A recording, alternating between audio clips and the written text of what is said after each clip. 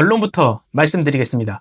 이 영상은 마케팅의 맞자도 모르는 관장님, 그리고 지금 상황을 객관적으로 판단했을 때 예산도 부족하고 시간도 부족한 관장님들에게 가장 필요한 영상입니다. 수련생도 많고 예산도 많다, 지도진도 많아서 여유 시간이 많다, 이런 분들은 지금 바로 뒤로 가기 눌러주세요.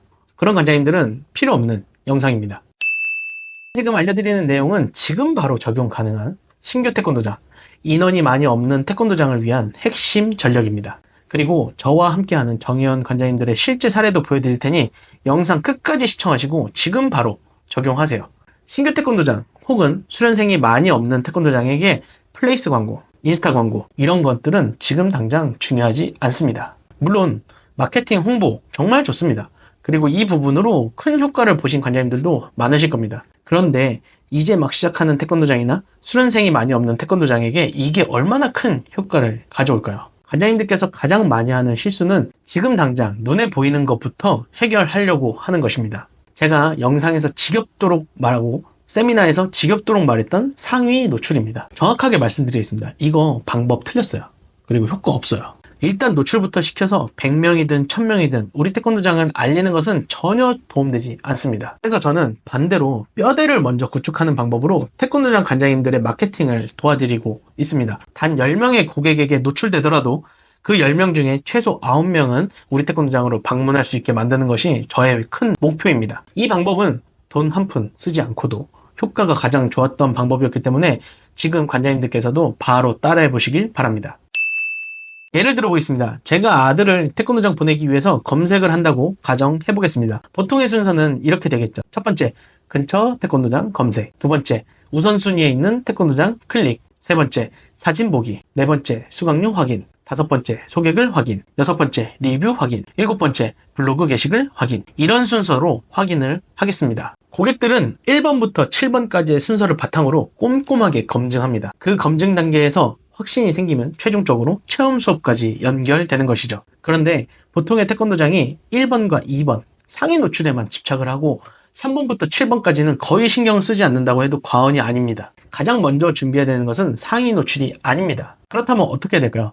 저는 반대로 7번의 역순부터 기획하시라고 말씀드립니다. 돈을 어떻게 쓸까?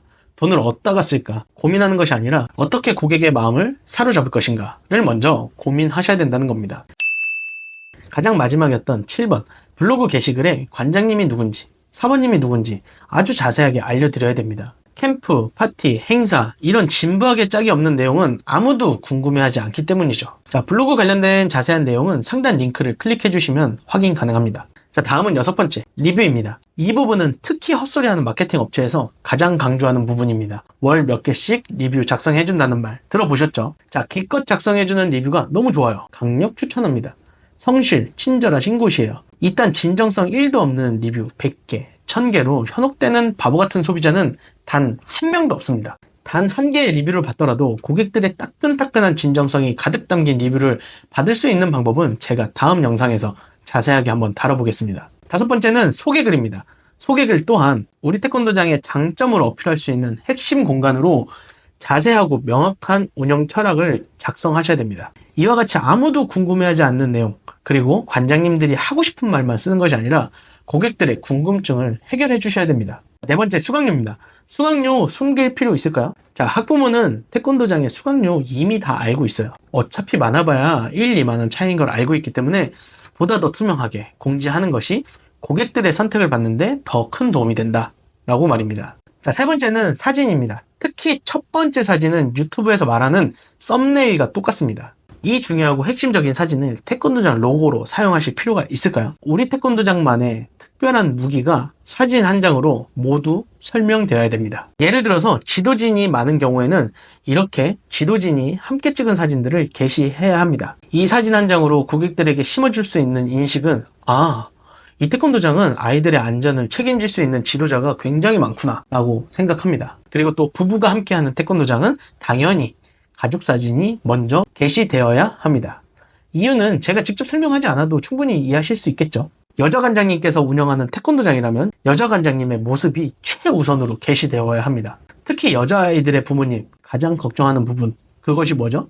여자 지도자. 여자 지도자의 유무를 사진 한 장으로 설명할 수 있기 때문에 무조건 상위로 노출을 시켜주셔야 됩니다.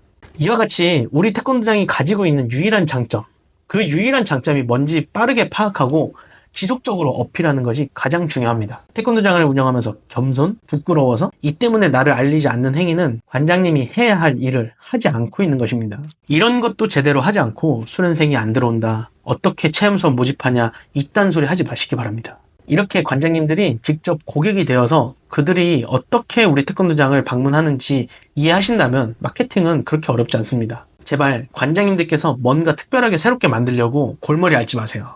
객관적으로 판단했을 때 관장님의 태권도장이 대한민국에서 가장 특별한 존재라고 생각하시나요? 안타깝지만 그런 태권도장은 대한민국에 1%도 없습니다.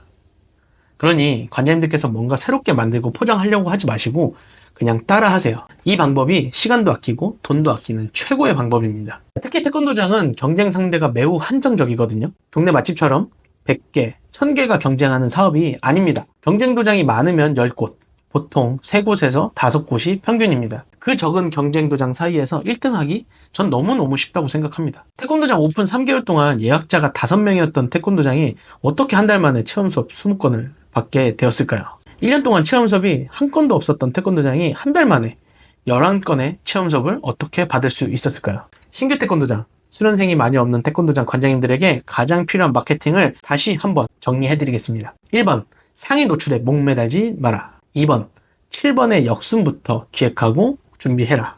3번, 모르면 따라해라. 이 세 가지를 지금 바로 적용하시면 현재보다 훨씬 빠른 성장을 기대할 수 있고 매출 또한 상승할 것입니다. 자, 조금 더 빠르게 이해가 될 수 있도록 고정 댓글에 제가 운영하는 태권도장 링크를 첨부해드리겠습니다. 잘 보고 따라하세요. 이 짧은 영상을 통해서 단 한 명의 관장님이라도 도움 되셨길 기대합니다. 오늘 영상은 여기까지 하겠습니다. 감사합니다.